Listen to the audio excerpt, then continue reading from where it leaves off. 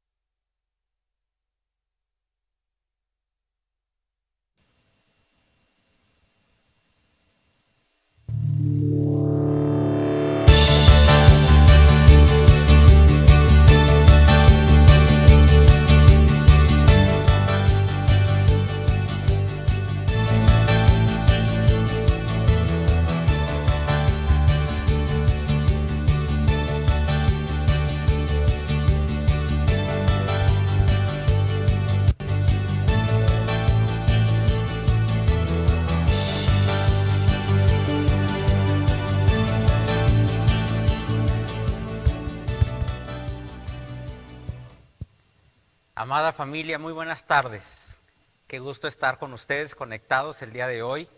Es para mí un placer poder estar con ustedes, el poder compartir las cosas que Dios ha hecho en nuestras vidas, la gloriosa verdad presente que podemos experimentar y vivir el día de hoy. Así es que quisiera pedirles de favor que compartamos esta transmisión para poder llegar a mucho más personas. Les mando un abrazo muy grande, un abrazo gordo, como dice el apóstol, declarando la manifestación de todas las bendiciones de Dios y de su herencia en cada uno de ustedes como sus hijos. Bueno, pues saludos no solamente a las personas que asisten normalmente con nosotros aquí presencialmente, sino a todas las personas, al cuerpo de Cristo que somos todos los hijos de Dios en las naciones.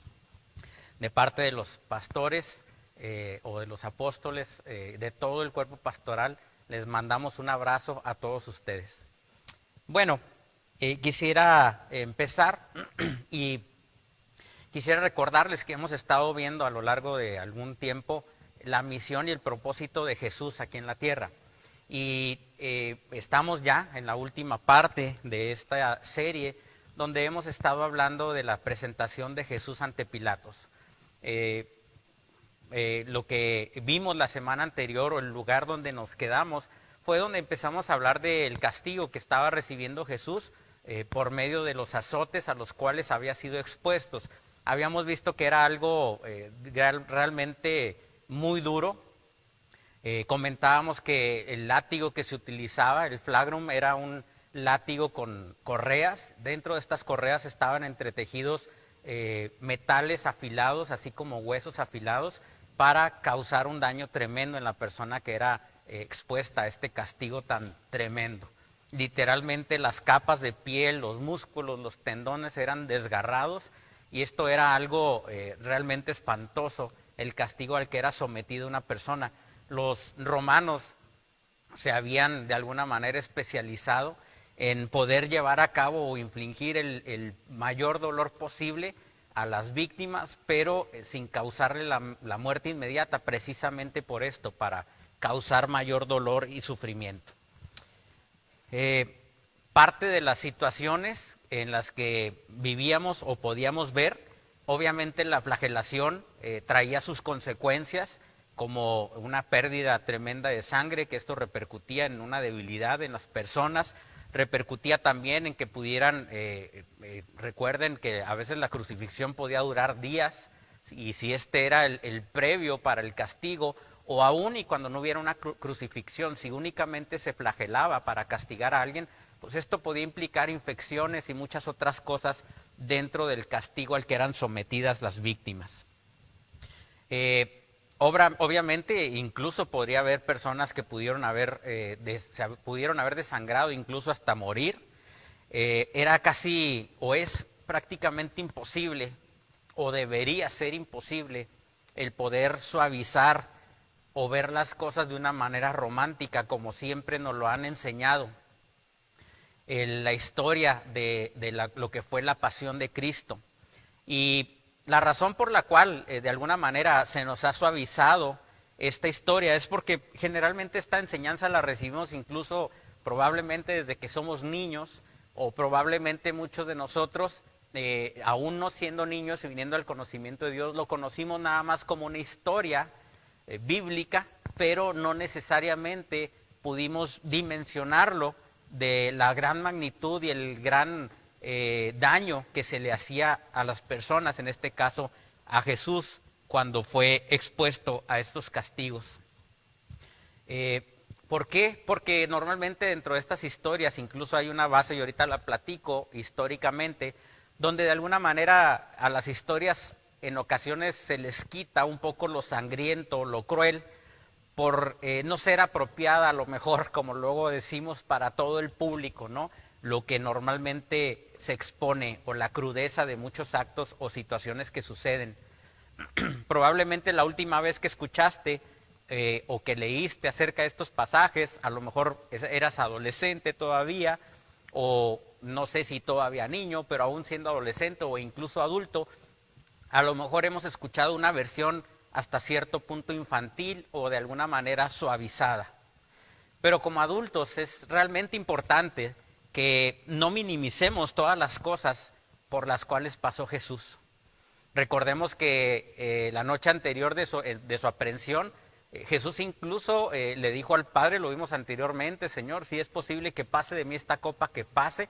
Si podemos hacerlo de otra manera, hagámoslo.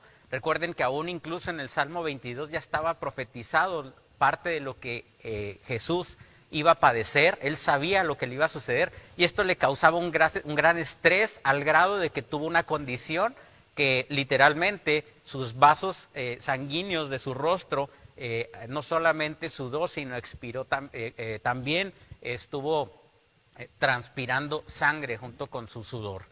Esto es algo que no podemos dejar pasar, no podemos minimizar, como les digo.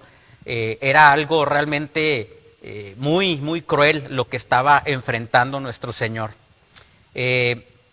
Yo creo que si a cada uno de nosotros pudiéramos estar en ese momento, en ese preciso momento de la crucifixión, probablemente muchos de nosotros no podríamos haber visto lo que estaba pasando. Probablemente hubiéramos decidido voltear nuestro rostro hacia otro lado por ver el dolor que estaba llevando a cabo Jesús.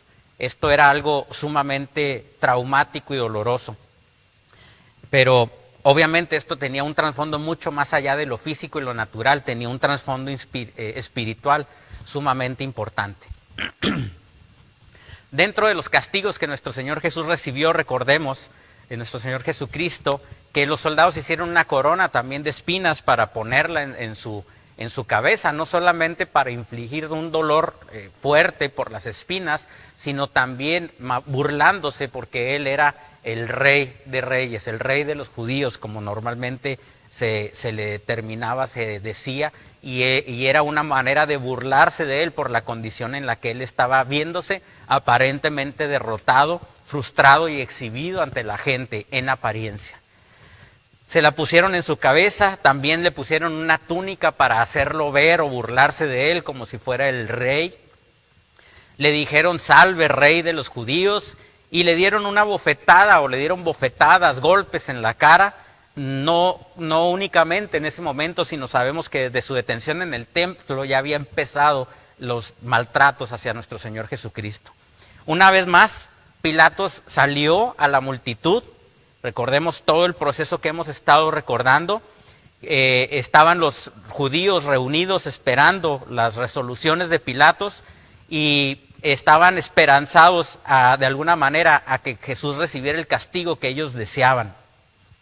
Sin embargo, yo creo, no tengo duda que habría personas que estaban también esperanzados a que por no haber culpabilidad en Él pudieran tener la esperanza de que Jesús pudiera ser absolvido, o que pudiera ser soltado en ese momento de ese aprisionamiento que tenía. Y dentro de estas personas tal vez dirían, mostrando a lo mejor un poco de misericordia: está bien, Pilatos, después de castigarlo, lo exhibe delante de la gente, probablemente para que ellos digan: yo creo que esto ha sido suficiente, el castigo al que ha sido sometido es suficiente, y probablemente esto sería necesario ya pararlo. Probablemente incluso con este castigo muera posteriormente. Yo creo que esto es suficiente lo que hemos hecho con él. ¿Cuál es la sorpresa? Pues que en ningún momento, o más bien no es mucha sorpresa, que en ningún momento se mostraba de parte de los judíos misericordia hacia él.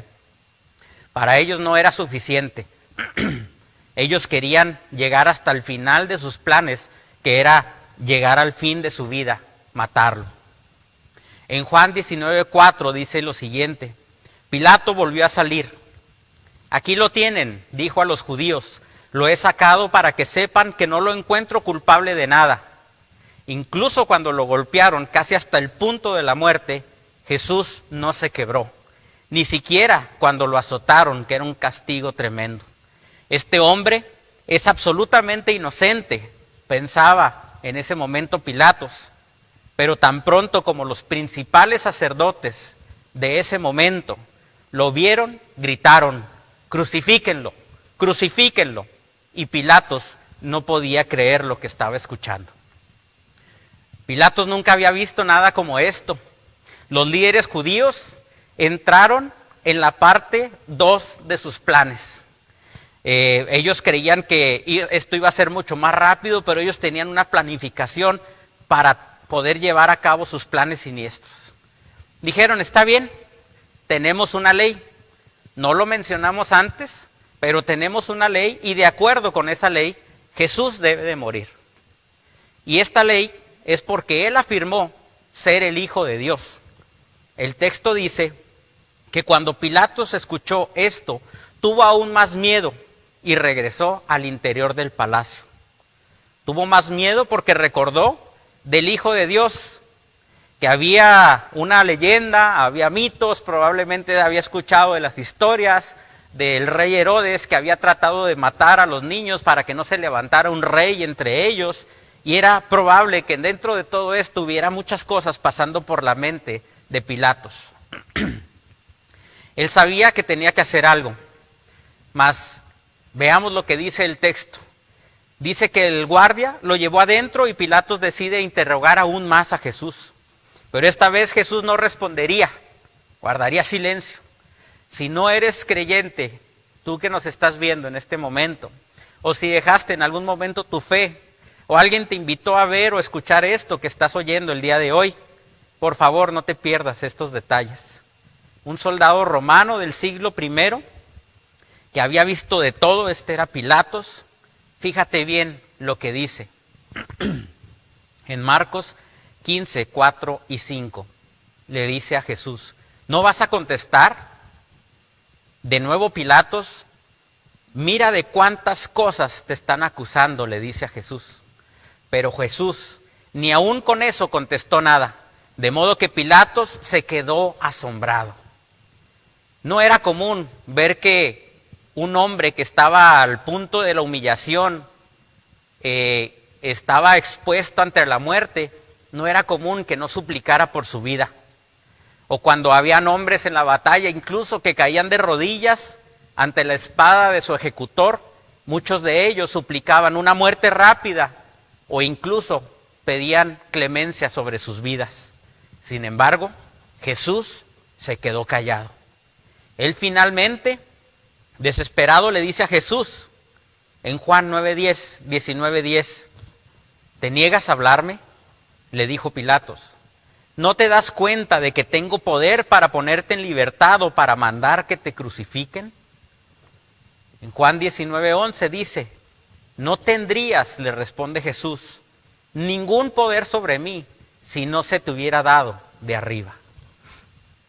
Pilatos había visto muchas cosas, vio morir a muchos hombres en la batalla, tanto de manera rápida como de manera lenta. Vio a hombres desangrarse hasta morir en la mesa de los médicos.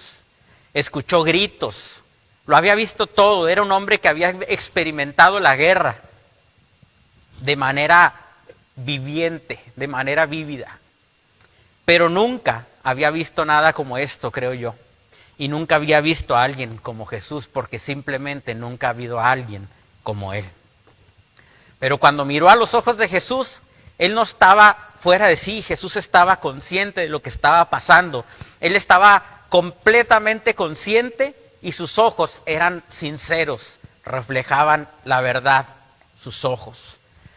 ¿Qué era lo más importante para un hombre como Pilatos? Ver a alguien con honestidad en sus ojos. Sus ojos seguramente demostraban valentía y honor, yo no tengo ninguna duda de eso.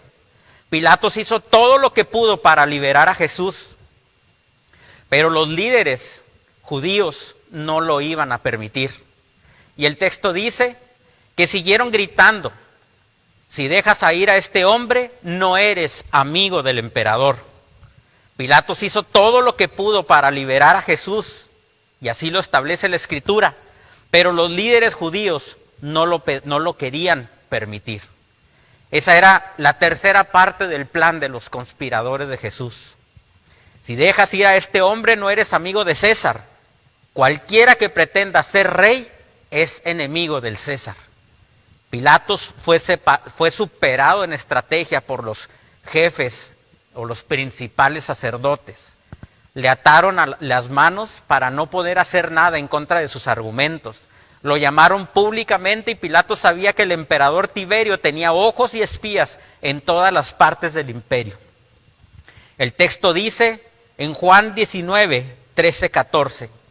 Al oír esto, Pilatos llevó a Jesús hacia afuera y se sentó en el tribunal, en un lugar al que llamaban el empedrado, que en arameo se dice Gabatá. Era el día de la preparación para la Pascua, cerca del mediodía. Aquí tienen a su rey, dijo Pilatos a los judíos. Aquí está su rey. ¿Quieren que crucifique a su rey? Aquí lo tienen. Pero los judíos le gritaron, llévatelo, crucifícalo, crucifícalo. Y Pilatos no tenía alternativas ante lo que estaba oyendo y dijo, ¿debo crucificar a su rey? ¿De verdad quieren que crucifique a su rey? Alguien de la multitud grita algo que en cualquier otro momento hubiera sido considerado una blasfemia por los judíos. No te pierdas de lo que estamos comentando. A lo mejor ahorita estamos viendo el punto histórico, pero vamos a llegar a un final glorioso, que es la realidad que tenemos hoy en día. Los jefes de los sacerdotes gritaron, no tenemos rey sino César. ¿Se dan cuenta? Los judíos exponiendo y diciendo que no había más rey que su rey, el César, cuando eran ellos oprimidos por este imperio romano y no estaban de acuerdo de estar bajo el imperio romano. Esto era una blasfemia para el pueblo judío, sin embargo lo estaban usando como un argumento para poder matar a Jesús en ese momento. En Juan 19, 16 dice, finalmente Pilatos lo entregó para ser crucificado, por lo que los soldados se hicieron cargo de Jesús. Lo llevaron al lugar llamado Gólgota y le dieron vinagre de beber. Y si lees esta parte de la historia, en los 4 evangelios es como si el tiempo transcurriera lentamente con todos los detalles que nos permiten conocer de esta historia. Es como si avanzara minuto a minuto, hora a hora. Hay muchos detalles en los cuales podríamos detenernos para analizarlos, pero de repente, cuando llegamos a esta parte de la historia y estamos a punto de escuchar algo que yo sé que sembrará sus corazones, cuando llegamos a esta parte de la historia, todo esto se detiene, porque lo que vino a continuación no requería de ninguna explicación. Adelante.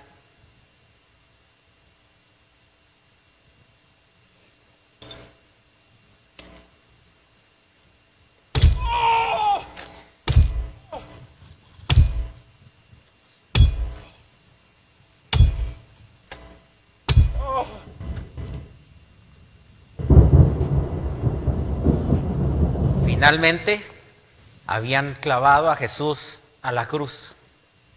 Lo crucificaron. La crucifixión, algo inicialmente inventado por los griegos, pero perfeccionado por los romanos. Un hombre podía tardar incluso días en morir a causa de una crucifixión, dependiendo de qué tan saludable era la persona y qué tan bien los romanos hacían su trabajo para extender el sufrimiento de esas personas. El objetivo no era una muerte rápida, el objetivo era prolongar la muerte. De hecho, sabemos que la crucifixión era tan espantosa que los líderes de la iglesia más tarde la prohibieron, incluso en cualquier representación de arte. Estaba prohibida en el arte hasta el siglo IV, cuando Constantino se convirtió en emperador y prohibió este método como un método de ejecución. Es algo impactante lo que podemos ver acerca de esto. Yo no sé ustedes, pero esto es algo que debería de conmovernos, porque todo esto fue lo que nuestro Señor Jesucristo tuvo que pasar por ti y por mí. La crucifixión no era nada glamoroso, era algo sangriento, era algo cruel. No se puede suavizar lo cruel que era este castigo. No había forma de convertirlo en un gesto romántico, fuera del gran amor que Dios tuvo para nosotros y que tiene para nosotros. Fue algo horrible. Y la crucifixión fue una muerte que fue infligida para muchas personas como castigo, pero únicamente el Padre y el Hijo utilizaron de manera voluntaria esta situación para que fuera nuestro Señor Jesucristo exhibido en la cruz como un criminal, pero para que esto tuviera una repercusión eterna en la humanidad. Las tinieblas celebraban de que el cielo aparentemente había perdido, pero aquí hay algo que debes de saber, algo que quizá nunca habías escuchado.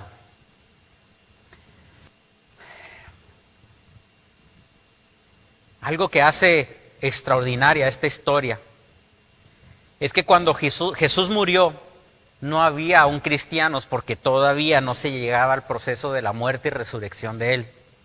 Cuando Jesús murió, no había creyentes en su obra redentiva porque esto no había sucedido aún. Cuando Jesús murió ahí, tenía seguidores y simpatizantes, pero no creyentes aún. Y he aquí por qué. Porque a lo largo de su ministerio, Jesús afirmó demasiadas cosas sobre sí mismo. La parte central del ministerio de Jesús no eran sus historias, ni siquiera sus enseñanzas. Es lo que afirmaba acerca de sí mismo. Las señales y los milagros eran eso, señales de quién Él era y de lo que estaba haciendo en ese momento. Jesucristo decía que Él era la resurrección y la vida. No se puede crucificar la resurrección y la vida eterna. Afirmó ser el Hijo del Hombre o el Hijo de Dios. ¿El Hijo de Dios podía acaso ser arrestado por los romanos? Dio todas las señales de que Él era el Mesías, de que Él era verdaderamente el Hijo de Dios. Pero han esperado durante tantos años a un Mesías como ellos querían verlo, como ellos querían entenderlo, como un guerrero que cortara el imperio romano en pedazos y poder establecer el reino de Israel sin entender lo que verdaderamente estaba sucediendo en ese momento. Iba a ser condenado Jesús en ese momento a muerte, estaba siendo condenado a muerte, estaba colgado en un madero para morir. Si Jesús estaba muerto, si Jesús moría, si era crucificado, claramente Él no podría ser quien Él decía ser. Los judíos, los máximos autoridades religiosas de ese momento, creían que estaban terminando con un Mesías más autoproclamado. Aún y cuando habían visto señales y maravillas, y muy probablemente muchos de ellos realmente sabían que era el Hijo de Dios, pero estaba atentando y estaba poniendo en riesgo el sistema religioso del cual ellos eran líderes. Jamás ninguna persona que conoce el nombre de Dios y el propósito eterno puede poner por encima los ideales y las cosas, las ventajas o los beneficios que este mundo te puede dar, sino poner siempre por encima lo que es el propósito eterno de Dios en tus vidas. Dios nos ha llamado para ser verdaderamente hijos, para ser verdaderamente representantes del reino de Dios, somos parte de este reino inconmovible, somos las personas que estamos exponiendo y estableciendo la cultura del reino donde quiera que nosotros vayamos. Para eso Dios te ha dado el poder, Dios te ha dado autoridad, Dios ha puesto incluso, ellos decidieron que Cristo mismo fuera impartido en tu vida para que tú pudieras ser la manifestación gloriosa de Dios a través de Jesucristo a cualquier lugar donde tú vayas. No podía ser quien ellos creían que era. Ellos querían derrotar este movimiento que Jesús representaba, toda esta conmoción que había establecido en el pueblo judío. Si Él moría, no habría más sueños por cumplirse. Y ciertamente no habría más ningún movimiento para seguir con su muerte. Es inevitable recordar, tiempo más adelante, cuando detienen a Juan y a Pedro, el Sanedrín, y les dicen, o querían castigarlos incluso a muerte, y el maestro de la ley Gamaliel les dice, detengámonos, si este es un movimiento que no es verdadero, terminará desapareciendo como todos los demás, pero no vaya a ser que nosotros nos estemos oponiendo al avance del reino de Dios. Es inevitable que esto suceda. El avance del reino es inminente.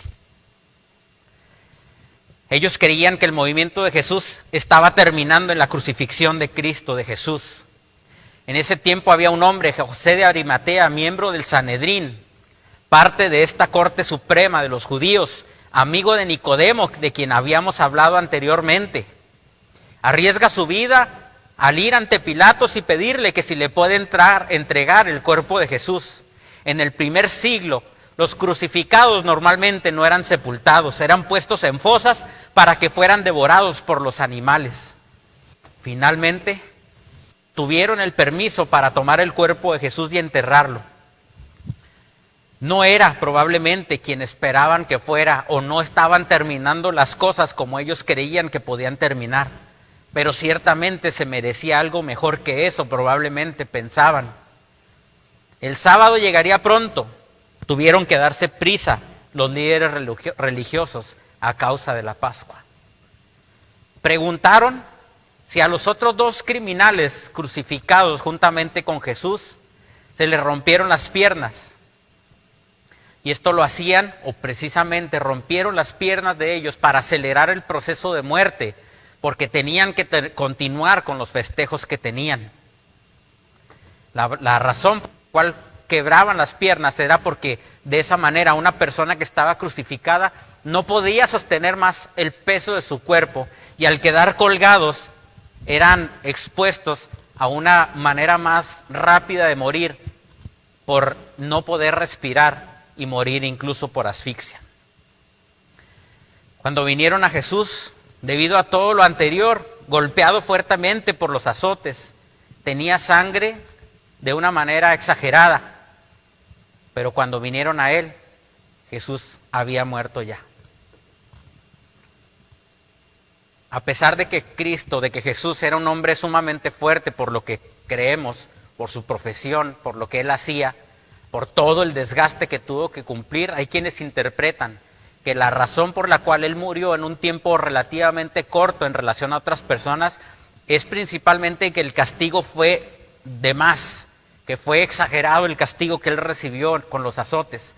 Pero hay quienes creen también que al haber llevado la carga de todo este mundo sobre él, esto también pudo acelerar el proceso de su muerte. Así es que después de morir Jesús, José de Arimatea y Nicodemo se llevaron su cuerpo. Y el texto nos dice que Nicodemo trajo una mezcla de mirra y aloe, que eran alrededor de 34 kilos, para embalsamarlo.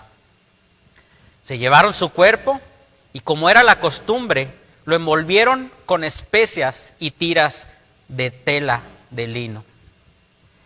Así fue como embalsamaron el cuerpo. ¿Por qué lo embalsamaron? Porque ellos pensaban que Jesús se quedaría en esa tumba. Embalsamaron su cuerpo porque era parte de las costumbres funerarias judías. En la puesta del sol, cuando comenzó la Pascua, ellos regresaron y seguramente tenían muchísimas preguntas sin contestar.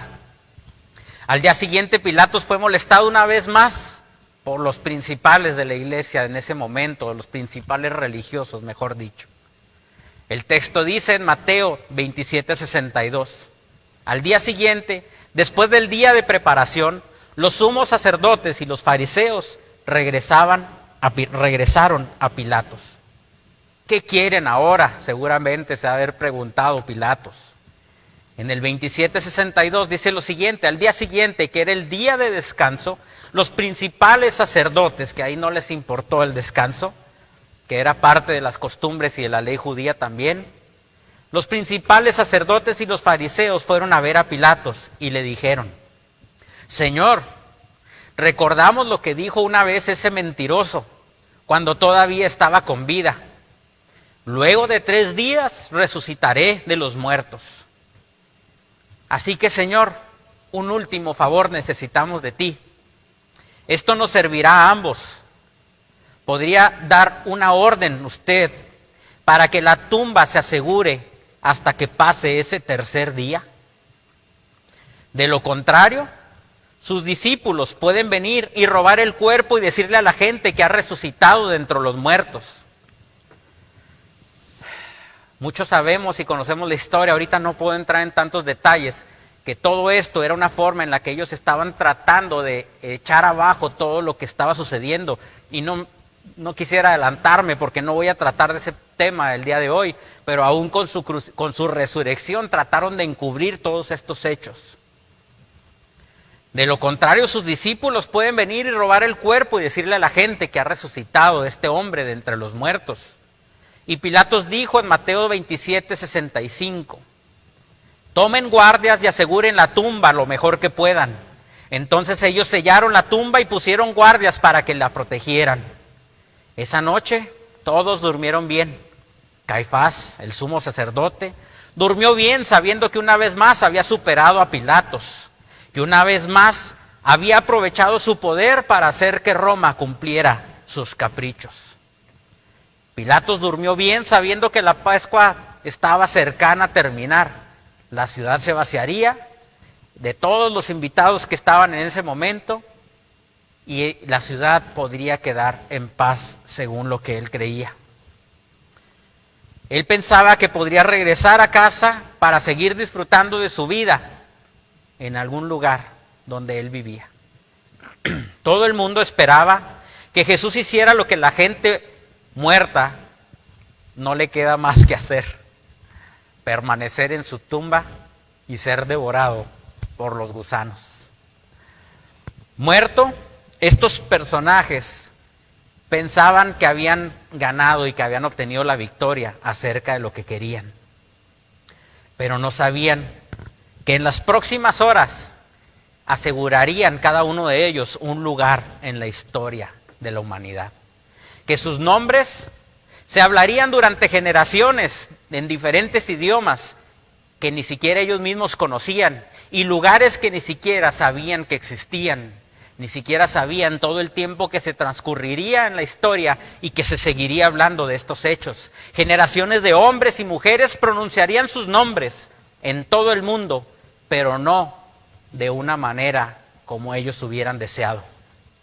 Porque cada uno de ellos se convertiría en una nota al pie de la historia del rabino de Galilea, por lo que pretendían que fuera el final de la vida de Jesús.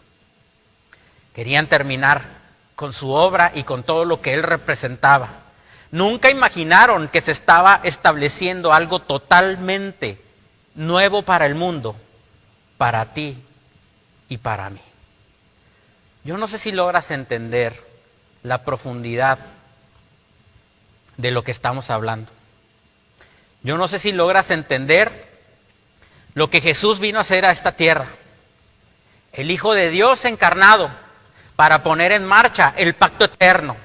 Ese pacto eterno que fue establecido entre el Padre y el Hijo en la eternidad y el Espíritu Santo, para que tú y yo pudiéramos ser partícipes. El pacto eterno, a diferencia del nuevo pacto, fue algo que fue establecido desde la eternidad.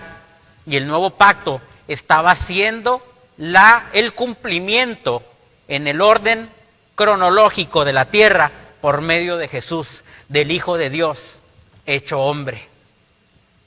Yo quiero que estés consciente de la obra redentora de Jesucristo. Quiero que estés consciente que el día de hoy podemos disfrutar de su gracia, de su justicia. Podemos no solamente del perdón de pecados, que mucha gente se centra únicamente en eso. Podemos ser partícipes del propósito eterno. Somos embajadores del reino y seguimos avanzando y ensanchando el reino de Dios donde quiera que tú te paras y donde quiera que tú vas. ¿Qué diferencias podemos encontrar en este nuevo pacto establecido por Jesucristo y que fue un derecho legal para todos aquellos que creemos en Él? ¿Recuerdan cuando Nicodemo le preguntó a Jesús que qué era necesario para poder entrar en el reino de los cielos y que Jesús le dijo que tenía que nacer de nuevo? En ese momento Nicodemo no lo entendía, y de ahí se desprende una de las frases que Juan escribió y que es de las más famosas que podemos encontrar en la Biblia. Porque de tal manera amó Dios al mundo que entregó a su Hijo unigénito para que todo aquel que en Él cree no se pierda, mas tenga vida eterna. El antiguo pacto era temporal. Sin embargo, el nuevo pacto permanece para siempre porque es eterno. El antiguo pacto se escribió en tablas de piedra como lo establecen las Escrituras. Sin embargo, el nuevo pacto se escribió en tablas de carne, que es el corazón de cada uno de sus hijos. El antiguo pacto fue glorioso según 2 Corintios 3, 7 al 11, pero también dice 2 Corintios 3, 7 al 11, que este nuevo pacto es mucho más glorioso. El antiguo pacto es perecedero, o fue perecedero. Fue diseñado para ser desechado, según 2 Corintios también. Y este nuevo pacto fue diseñado para ser eterno. Dios exigía justicia y rectitud del ser humano en el antiguo pacto, que era imposible de cumplirse en sus propias fuerzas. En este nuevo pacto, Dios ha impartido su justicia en ti para que tú seas la justicia de Dios a través de Jesucristo. El hombre, a través de la obra cumplida de Jesucristo, ahora es justo a través de Jesucristo en él. Dios de alguna manera visitaba únicamente a la gente en el antiguo pacto. Les daba perdón de pecados de manera temporal. Los pecados afectaban hasta en una tercera y cuarta generación. Sin embargo, en el nuevo pacto dice que Dios no se acordará más nunca de sus pecados. ¿Te das cuenta de las diferencias que puedes vivir ahora en este nuevo pacto? ¿Te das cuenta de las grandes cosas que Dios ha hecho a través de Jesucristo en tu vida y en mi vida? Los sacrificios con sangre del antiguo pacto de animales cubrían los pecados solo por un año y luego el proceso debía repetirse una vez más. Sin embargo, en el nuevo pacto, la sangre de Jesús quitó todos los pecados de una vez y para siempre. Y fue un solo sacrificio y para siempre por el cual ahora hemos sido perdonados, y no solamente perdonados, sino justificados. Y ahora tenemos la naturaleza de Dios en la vida, cada uno de nosotros. Los hijos de Israel no podían tener una relación íntima con Dios o una comunión con Dios por su falta de justicia y rectitud que se interponía entre Dios y ellos.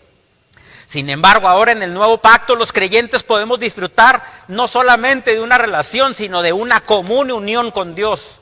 Nos hemos hecho uno juntamente con Cristo y no hay absolutamente que nos pueda separar de Él. Ni la muerte, ni la vida, ni los ángeles, ni demonios, ni potestades. Absolutamente nada nos puede separar de nuestro Señor. ¿Te das cuenta de lo extraordinario y maravilloso que es el nuevo pacto en tu vida? El antiguo pacto era sombra o tipo de lo que habría de venir. El nuevo pacto es el pacto verdadero, la sustancia. Es la realidad eterna que ahora podemos disfrutar como hijos de Dios. El antiguo pacto era defectuoso y débil, según Hebreos 8:7. Todo lo que te estoy diciendo tiene un fundamento bíblico. Por tiempo no te estoy dando las citas, pero puedes buscarlo y te vas a dar cuenta que esto es una realidad. El nuevo pacto es mejor, es perfecto, según Hebreos 8:6. El antiguo pacto no perfeccionaba. Sin embargo, a través del nuevo pacto hemos sido hechos perfectos a través de la obra perfecta y consumada de Jesucristo.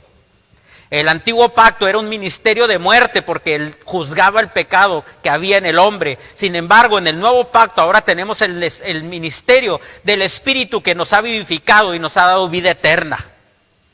El antiguo pacto tenía el ministerio de condenación, porque condenaba a todo el hombre, porque el hombre era incapaz de poder ser justo a través de su propia justicia. Mas sin embargo, por la justicia de Cristo, ahora en el nuevo pacto tenemos el ministerio de justificación. El antiguo pacto era solo para el pueblo judío, mas sin embargo en el nuevo pacto es para toda la humanidad, donde ya no hay judío, ya no hay gentil, donde no hay hombre y no hay mujer, sino que Dios ha dado su gracia para que todos podamos recibirla. En el antiguo pacto los sacerdotes murieron. En el nuevo pacto tenemos un sacerdote perfecto, tenemos un sacerdote eterno, Cristo, que es nuestro sumo sacerdote y vive para siempre. Yo no sé, muchos de ustedes podrán entender esto que estoy diciendo. Y si lo entiendes, pon algún comentario donde puedas expresar, reafirmando estos puntos que acabo de comentar, por qué el nuevo pacto ha impactado tu vida. ¿Qué es lo que Dios ha hecho a través del nuevo pacto en tu vida? Si quieres, coméntalo en esta transmisión. Y si tú no has entendido muy bien de lo que estamos hablando, yo te digo que Jesús vino a hacer una obra perfecta en ti. No significa que no estemos en un proceso de transformación de nuestra mente y de nuestra alma, pero en el Espíritu hemos sido hechos perfectos, porque si no fuéramos perfectos, santos y justos, Cristo no podía haberse sembrado como una semilla incorruptible en tu vida ni en la mía. Estamos en un proceso de transformación, de renovación del entendimiento, donde esa semilla incorruptible que va en aumento en nuestras vidas, cada vez va desplazando cualquier situación que sea incorrecta en tu vida, para que la vida de Dios y el gobierno de Dios sea manifestado en tu vida, siendo Cristo mismo quien se manifiesta a través de ti y de mí. Qué gloriosa realidad podemos estar viviendo. Si tú no entiendes muy bien esto de lo que estoy hablando, te invitamos a que sigas escuchando estas predicaciones. Te invitamos a que des like a nuestra página y nos puedas seguir para escuchar más acerca de todo esto. Esto no es una doctrina humana, esto no es algo que nosotros digamos, es lo que la Escritura ha establecido, lo que Dios mismo ha establecido y nos lo deja ver y podemos entenderlo a través del estudio de su palabra. Somos una nueva criatura en Cristo Jesús. Somos la manifestación gloriosa de Dios como sus hijos a través de Jesucristo en nosotros. Somos los que llevamos a cabo, el instrumento que lleva a cabo el cumplimiento del propósito eterno. Que recordemos que el propósito eterno es el deseo amoroso del Padre de darse a conocer por medio de su Hijo Jesucristo, que ha sido impartido en ti y en mí, que somos su iglesia, para que Él sea el todo en todo. Qué gloriosa realidad podemos vivir el día de hoy. Estamos viviendo tiempos complicados. Estamos viviendo definitivamente tiempos difíciles. Estamos viviendo tiempos donde la fragilidad humana se está viendo afectada por esta pandemia que estamos viviendo. Pero una cosa es la fragilidad de la vida bios. Recuerda que nosotros tenemos 3 tipos de vidas. La vida bios, que es nuestra vida biológica, nuestra vida psique, que es nuestro intelecto y nuestra alma, pero tenemos también la vida zoe. Una vez que hemos recibido a Cristo, tenemos la vida del Espíritu, la vida de Cristo mismo impartida en nosotros. Y esta vida no es efímera, esta vida no se termina, esta vida, la muerte no la pudo retener. Así como Cristo resucitó dentro de los muertos, así mismo te ha resucitado a ti juntamente con Él desde el momento mismo que tú recibiste a Cristo en tu corazón, desde el momento mismo que tú creíste en su obra redentora. Yo quiero decirte que te agarres y te aferres a la verdad y a la plenitud eterna que ahora tienes. Si la vida efímera, biológica que tenemos en esta tierra se va, si la vida biológica se ha ido en alguno de tus amigos, familiares, si la vida biológica ha terminado con alguien que tú amas, yo quiero decirte que la muerte no puede retener a esas personas. Si esas personas, como dice Juan 3:16, creyeron en Jesucristo, porque dice la Escritura que Dios no es hijo de hombre para que mienta ni se arrepienta. Y lo que Dios dice yo lo creo. Y si Él dice que si creemos en su Hijo Jesucristo y que Dios le levantó de los muertos, seremos salvos. La salvación no solamente es el poder ir al cielo. Habrá unos que se adelanten en el camino antes que nosotros y ellos podrán estar ya disfrutando de la plenitud eterna de una manera diferente a lo que nosotros lo estamos haciendo hoy en la tierra. Y para los que nos quedamos en esta tierra, seguimos colaborando en el avance del reino y en el cumplimiento del propósito eterno, que es del que podamos dar a conocer al Padre a través de Jesucristo en nosotros. ¿Acaso la muerte tuvo una victoria sobre Jesús? Probablemente sobre Jesús el hombre biológico pudo hacerlo, pero sobre el Cristo eterno jamás pudo hacerlo. Tan es así que Cristo venció a la muerte, Cristo venció al pecado, Cristo exhibió públicamente al enemigo en la cruz del Calvario, para que tú y yo tuviéramos vida eterna. Y vida eterna no es tener la salvación y un lugar en el cielo, es tener la misma naturaleza de Dios dentro de tu vida, que como consecuencia tiene eternidad. Yo le doy gracias al Padre, yo no sé qué tú pienses.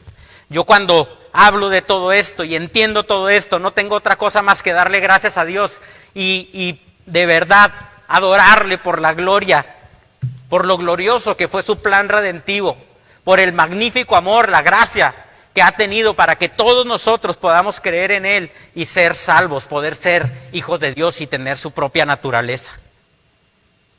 Si tú tienes dudas acerca de esto, si necesitas ayuda, mándanos un mensaje para comunicarnos contigo.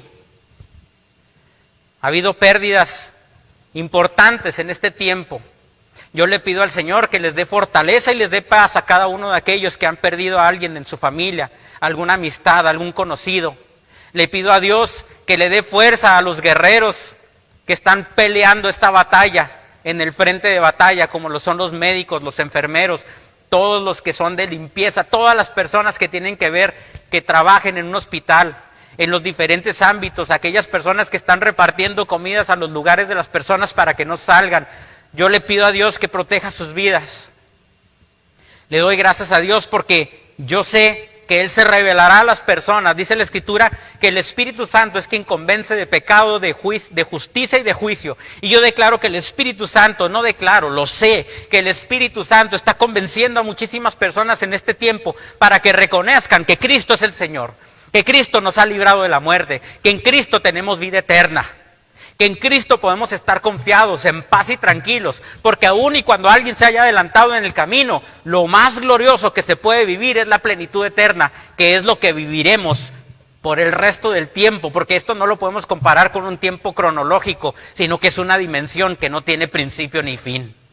Señor, te damos gracias porque eres maravilloso, por tu amor, por todo lo que has hecho en cada una de nuestras vidas. Te damos gracias, Señor. En este día nos unimos a las personas que han pasado por dolor. Si tú crees que el dolor y la tristeza es un signo de debilidad, te equivocas. Jesús mismo lloró con los que lloraban y también reía con los que reían.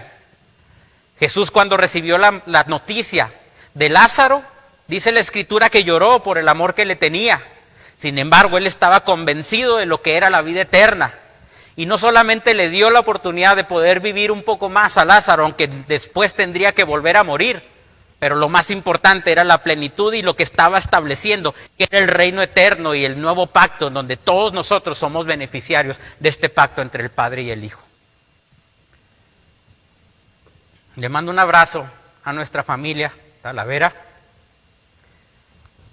por la partida de mi tío Gildardo. Hay otros familiares que se han adelantado también en el camino y también a causa de este problema. Mi tío Noboru Yamawaki, mi tío japonés. Y no significa que no haya tristeza y dolor en el corazón. Pero si de algo estoy seguro, es que mi tío está disfrutando de la plenitud eterna al lado de nuestro Padre Celestial. Tengo paz en mi corazón a pesar de que haya tristeza por los recuerdos, por el extrañar a ese maravilloso ser humano, lleno de amor, lleno de amabilidad, una persona realmente ejemplar. Pero estoy tranquilo porque yo sé que Él amaba a nuestro Señor. Y estoy seguro que Él tiene la plenitud eterna y la está disfrutando en este momento. A mis primos, sobrinos, a mi tía, todos los familiares, amigos del doctor Gildardo Talavera, reciban nuestro abrazo. A mi madre, recibe todo mi amor. Y estamos confiados en que este tiempo en la tierra, como dice la Escritura, no es más que un vapor que se va rápidamente. Que son en esta vida 70, 80 años o los años que podamos durar, comparados con la eternidad que viviremos con nuestro Señor Jesucristo y nuestro Padre Celestial. Fuerza, ánimo, estamos aquí para cumplir una misión y un propósito, al igual que Jesús. Estamos dando a conocer al Padre, trayendo vida a los que están muertos, trayendo buenas noticias a todos aquellos que nos escuchan, aún en este tiempo de dificultad, porque este tiempo es temporal, pero el reino de Dios es eterno, inconmovible, y no hay absolutamente nada que lo pueda detener. No hay situaciones políticas, no hay situaciones mundiales que puedan estar sucediendo. Dios puede utilizar cualquier circunstancia que pase en nuestra tierra para que su propósito se lleve a cabo. Dios despertó y dice que movió el espíritu de personas que aún eran sus enemigos para que el propósito de Dios se cumpliera en esta tierra. Yo declaro que el gobierno de Dios se establece y que queda manifiesto y que cada vez será más gloriosa la manifestación de sus hijos. Que la iglesia se levantará de una manera poderosa para manifestar a Cristo donde quiera que estemos. Y no será por nosotros, sino será la manifestación de Cristo a través de nosotros. Les mandamos un fuerte abrazo a todos ustedes. Les damos gracias por estar con nosotros. Gracias por todos aquellos que han estado sembrando en este ministerio. Sin ustedes no podría ser posible que continuáramos con esta misión.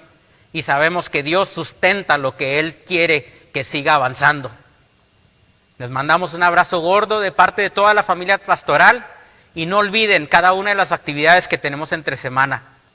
Los esperamos en las próximas transmisiones. Les mandamos un abrazo fuerte a cada uno de ustedes y nos vemos en las siguientes transmisiones. Hasta luego.